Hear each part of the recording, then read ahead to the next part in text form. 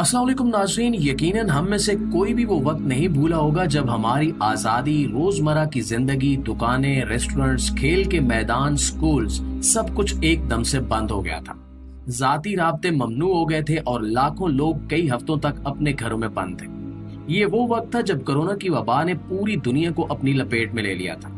वबा के आगाज से लेकर 2023 के आखिर तक कोरोना से 7 मिलियन से ज्यादा अमवात हुई और अब WHO का कहना है कि इस बीमारी से होने वाली अमवात की असल तादाद 21 मिलियन के करीब हो सकती है। और असल बात जो सुनने में आई है वो ये है कि कोविड-19 जैसे वबाई मर्ज के सिर्फ 4 साल बाद अब एक नई वबा दुनिया पर हमला आवर होने वाली है और हो सकता है कि ये नई वबा दुनिया के खात्मे का बायस भी बन जाए। प्यारे दोस्तों, हम सब ने वैम्पायर की फर्जी कहानियां सुनी है, लेकिन हकीकत इससे कहीं ज्यादा खौफनाक और तशवीशनाक है। तसव्वुर कीजिए कि अगर आप ये सुने कि आपके शहर में एक वैम्पायर है तो आप पर क्या गुजरेगी।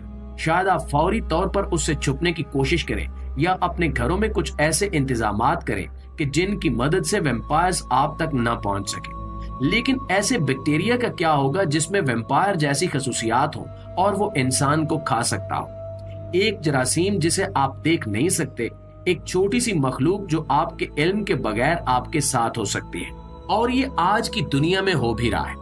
हाल ही में खबर आई है कि दुनिया में एक नए वायरस की इब्तिदा हो चुकी है। मशहूर मारूफ और काबिल एतमाद न्यूज वेबसाइट NBC ने हाल ही में अपनी वेबसाइट पर एक मजमून शाया किया जिसमें कहा गया कि जापान में एक नए और बहुत ही मौलिक इन्फेक्शन में रिकॉर्ड तोड़ इजाफा हो रहा है। ये एक नायाब किस्म का इन्फेक्शन है जिसे स्ट्रेप्टोकोकल टॉक्सिक शॉक सिंड्रोम यानी STSS का नाम दिया जा रहा है।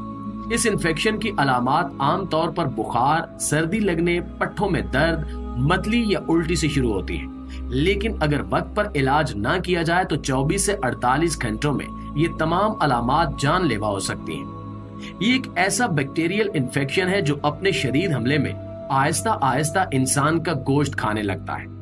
जो शख्स इस बीमारी का शिकार हो जाता है उसका बचना मुश्किल होता है और आजकल ये इंतहाई जानलेवा बीमारी जापान में फैल रही है। इंसानी गोश्त का दुश्मन बज़ाहिर ना नजर आने वाला ये बैक्टीरिया पूरे मुल्क में तेजी से फैल रहा है। ये बैक्टीरिया टिश्यूज की शदीद तबाही का बायस बनने की सलाहियत रखता है और सिर्फ 48 घंटों में मौत का बायस बन सकता है।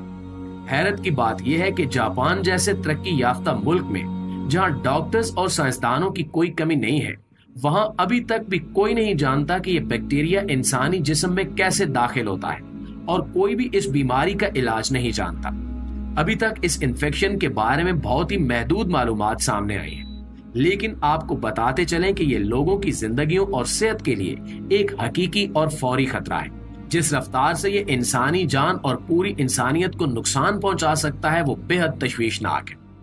प्यारे दोस्तों, सही बुखारी की जिल्द नंबर 4, किताब नंबर 53 और हदीस नंबर 401 के मुताबिक हजरत औफ बिन मालिक रजी अल्लाह ताला अन्हु से रिवायत है कि रसूलुल्लाह सल्लल्लाहु अलैहि वसल्लम ने इरशाद फरमाया कि 6 निशानियां शुमार करो जो कयामत की तरफ इशारा करती हैं। मेरी मौत, यरूशलेम की फतह, एक ताउन जो तुम्हें बीमारी में मुब्तला करेगा और तुम्हें बहुत ज्यादा मारेगा, जैसे कि कोई बीमारी भेड़ बकरियों को लाहक होती है।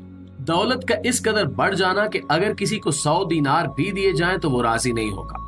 फिर एक ऐसा फितना जिससे अरब का कोई घर नहीं बच सकेगा, और फिर तुम्हारे और रोमियो के दरमियान सुलह हो जाएगी जो तुम्हारे साथ खयानत करेंगे और 80 झंडों के नीचे तुम पर हमला करेंगे और हर झंडा 12,000 सिपाहियों पर मुश्तमिल होगा। इसी तरह एक और हदीस में हजरत अबू हुरैरा रजी अल्लाह ताला अन्हु से रिवायत है कि रसूलुल्लाह सल्लल्लाहु अलैहि वसल्लम ने फरमाया कि 6 चीजों के होने से पहले नेक कामों में जल्दी करो। सूरज का मगरिब से निकलना, धुआं, दजाल, जमीन का जानवर, एक शख्स की खास मुसीबत और आम मुसीबतें जो ताउन की वबा की तरह आएंगी। नाज़रीन, बहुत सारे उलमा ने इस हदीस की तशरीह करते हुए यह जिक्र किया है कि दीगर अलामात के साथ साथ बीमारियों का फैलना भी कयामत की निशानी है। लिहाजा अगर हम अपने इर्द गिर्द के हालात पर गौर करें तो साफ नजर आता है कि कयामत की निशानी पूरी होती दिखाई देती है। दुनिया इस वक्त बहुत बड़े पैमाने पर इखलाकी तनज़ुली, बढ़ती हुई नाइंसाफियों और इखलाकी अक़दार के खात्मे का शिकार हो रही है, जिससे ये वाज़ेह हो जाता है कि हम मुश्किल वक्त में जी रहे हैं।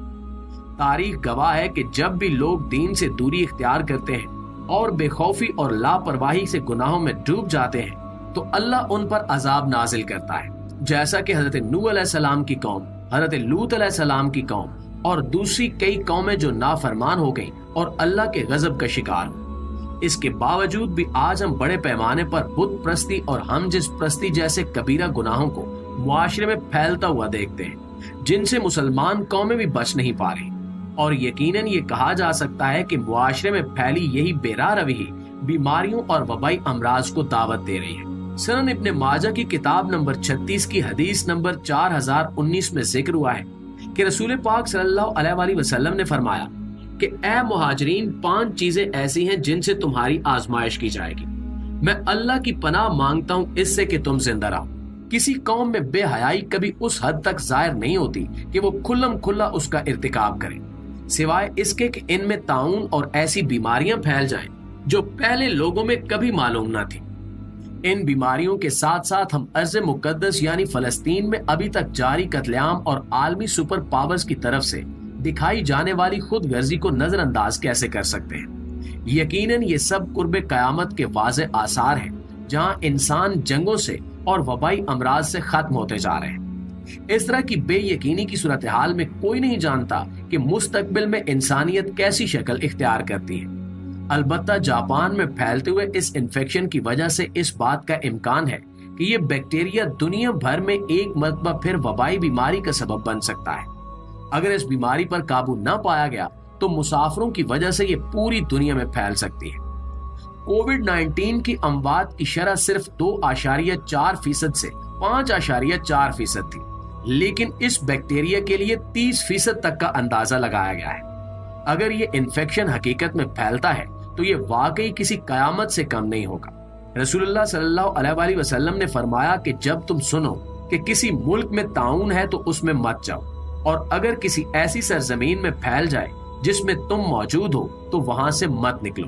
لیکن افسوس کی بات یہ ہے کہ دنیا بھر میں کئی ایسے لوگ موجود ہیں جنہیں اس بات کا شعور نہیں ہے کہ وہ اس طرح کے وبائی امراض کے دوران کس طرح بیہیو کر سکتے ہیں اور انہیں انسانیت کی خاطر کیا اقدامات کرنے چاہیے۔ جس طرح ہم نے کرونا کے دور میں دیکھا کہ کئی ایسے لوگ تھے جو اس بیماری کے وجود سے ہی انکاری تھے، اسی طرح کے لوگ اپنی جان تو خطرے میں ڈالتے ہی ہیں، ساتھ ہی دوسروں کا بھی نقصان کرتے ہیں اور وبا کے پھیلنے میں مدد دیتے ہیں۔ بہرحال دوستو، بصیرت مسلمان ایسی بیماریوں اور فتنوں سے اپنے آپ کو بچانے کے لیے ہمیں سچی توبہ اور گہری ندامت کے ساتھ زیادہ سے زیادہ استغفار کرنا چاہیے اور اللہ سے دعا کرنی چاہیے کہ وہ ہمیں اور ہمارے اہل عیال کو ہر بیماری اور وبائی مرض سے محفوظ رکھے اور ہمیں ہر حال میں شکر گزاروں اور صبر کرنے والوں میں شامل فرمائے۔ آمین ثم آمین۔